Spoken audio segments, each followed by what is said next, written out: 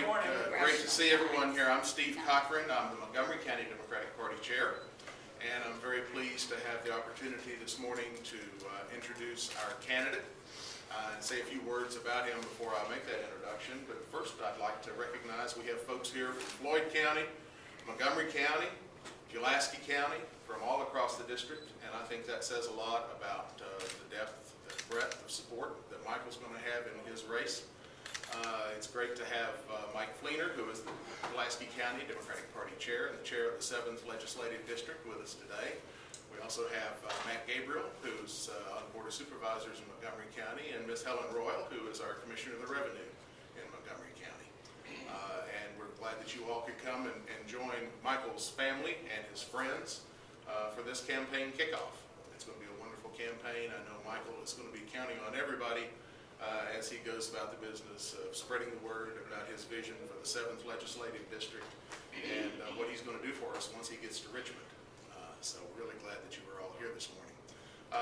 Just as a word of introduction to you, most of you I think met Ann Hess, who is volunteering with Michael's campaign at the back this morning.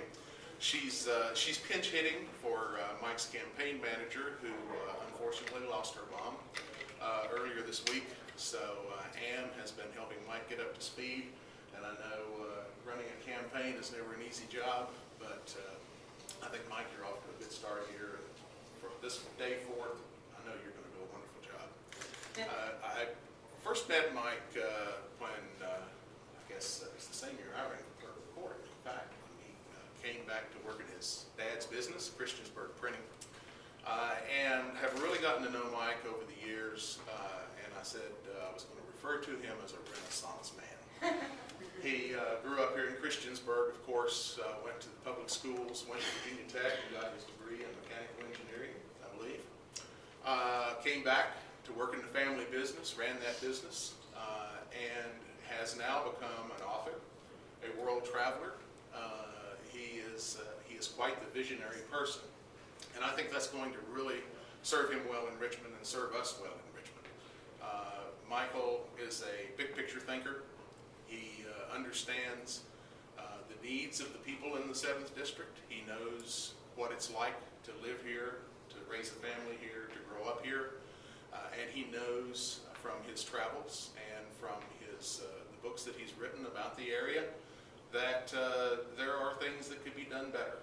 And that's, I think, why Mike is running. I'm sure he's going to tell us more about it this morning, but I, as the Montgomery County Democratic Party Chairman, could not be more pleased that Mike decided to run for this office. He is going to run a great campaign. He's going to do a great job for us in Richmond once he's elected. Ladies and gentlemen, the next member of the House of Delegates from the 7th Legislative District, Mike Abraham.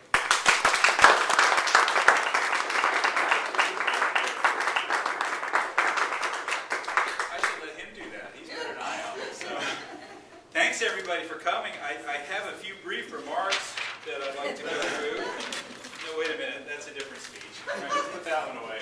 So, I want everybody, before I get started, to take out your cell phones and put them on vibrate and put it in your lap, because I want to watch if somebody calls you and see what you do when it happens.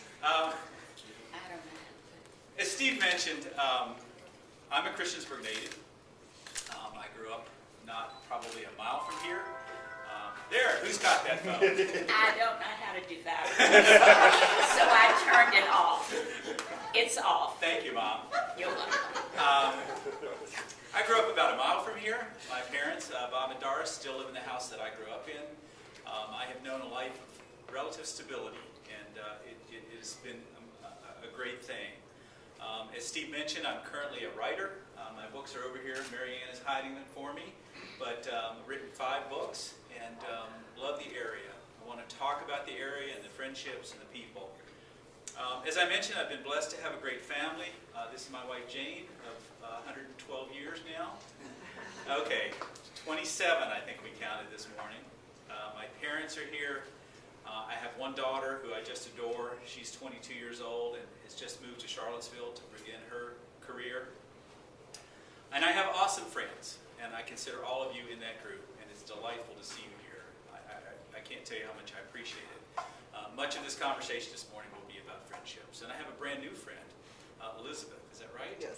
Who shook my hand a minute ago and said, "Oh, I'm a huge fan. I've been following you for years." I'm like, wow, we just met. Just since the first few days of the announcement, the outpouring of support has been incredible. One of my former professors, J.B. Jones, now lives at Montgomery. He'll be 90 next month. And he gave me a significant check to push my campaign forward. It was the first check, and I am absolutely honored to get that. I don't underestimate the task in front of me. We need to run a competitive campaign. The challenges we face for constructive conversations, for specific answers to common challenges, and for leaders who address our most vexing problems. During the past several years, as Steve mentioned, I've been writing about Southwest Virginia, and I've done somewhere in the neighborhood of 250 interviews of people in this area. And what they tell us is that they like it here.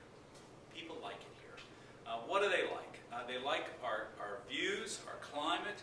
They like our free-flowing rivers. They like our close-knit communities. They like our nurturing culture. They love our national caliber sports and music, and art and museums. They love our libraries and trails and campgrounds and recreation areas. They appreciate having drinkable water out of the tap and good clean air and great schools. We have it all here. We do. If we treat it well, it will treat us well. What they're less happy about, I think, is limited opportunities for prosperity. And prosperity is my watchword for today. We'll talk quite a bit about that. Many influences, of course, have conspired to make it difficult for people to provide for their families. And this theme resonates closely with me. In my life, I've also been blessed to travel extensively. I've been to 15 foreign countries on 4 different continents and 43 states. And what I've learned is that there are things that people care about and treasure everywhere they go. And the first one, of course, at the top of everybody's list in the world is peace. Because nothing happens that humans want to have happen without it. The second thing is security. We all need to be able to live and love and learn with a sense of protection and isolation from harm. The third one I want to talk about mostly is the opportunity for prosperity. And all people of the world crave the chance at success, measured in a variety of different ways. Note that prosperity is something that must be achieved. It's not given. But the framework to achieve is essential. Those of you who know me, and I think I know most of you, know that I'm a pretty hard-headed person. I'm pretty pugnacious and headstrong and determined. I get motivated by challenges. I'm at my best when people tell me there's something I can't do. And these traits are my greatest strength and at the same time my greatest weakness. A moment ago I touched on friendships. My friends, I have friends. I have the greatest, best, most intelligent, most talented, most brilliant, most amazing friends in the world. And I thought I would just list a few just for fun. Many of you know Bud Robertson. He's one of the premier Civil War historians in the country. He's taught over 20,000 students, and he's inspired countless people who listen to him, and Bud is a friend of mine. Shelley Blumenthal is my next-door neighbor. Shelley is one of the winningest high school coaches in the country. He's led Blacksburg to, 11 state championships now in 19 years. Shelley is my friend. Leslie Gregg is one of the finest portrait artists in the country. She is my friend. John Cairns is a retired tech professor. He lives at Warm Hearth Village. He's written over 1,600 technical papers and 60 books. David Ehrlich is a world-class concert violinist. Lisa Witherspoon is arguably the best Virginia Tech women's basketball player the program has ever had. These people are my friends, and I'm blessed, and I could go on and on and on. From my friends, I learned the best lessons in life. Curiosity, courage, perseverance, wisdom, charity. I would be nowhere without my friends. My friends temper my pugnaciousness. Is pugnaciousness a word? Yeah. All right, we'll go with that. They soften my hard-headedness and they keep me sane and motivated. And when they tell me something, I get my back up against the wall and then I tell myself, settle down, give it an hour, think about it, because they're probably right. And then move forward. But whenever in my life I've stood tall, it's because I've stood on the shoulders of my friends. I'm running for my first public office because people and progress and prosperity are my priorities. Every vote I take in the state legislature will be viewed from the prism of the opportunity for prosperity. With every vote, I will ask myself whether the legislation being considered helps my fellow Virginians flourish. Too often our legislature has had other priorities which have had the opposite effect. We're not providing opportunities for prosperity if we bleed the life energy from our schools and our educators. We are not providing opportunities for prosperity if we marginalize those people with sexual preferences that we don't share. We are not providing opportunities for prosperity if we punish women for making their own reproductive decisions. We're not providing opportunities for prosperity if we allow someone to become financially ruined because he or she gets sick. And we're not providing opportunities for prosperity if we allow our infrastructure or our environment to deteriorate. I'm here to give voters in this district a choice between competing visions. I want to help democracy work. As many of you know, my competitor ran unopposed last time. And that's why I've decided to run for House of Delegates. There's no way I can do this myself. So I'm asking each of you to help me with this. This will be a collective effort, and it will require much from all of us. I'm motivated to give back to my community and to help the others find the opportunities that I've had. I find inspiration in the words of John F. Kennedy, who said, "To those whom much is given, much is expected." I've learned already in this campaign that only with friends, you guys, lots of friends, will we be able to mount a competitive effort.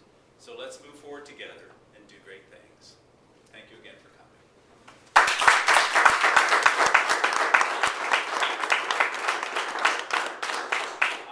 Ann Hess, my interim campaign manager, had a couple of words that she wanted to say.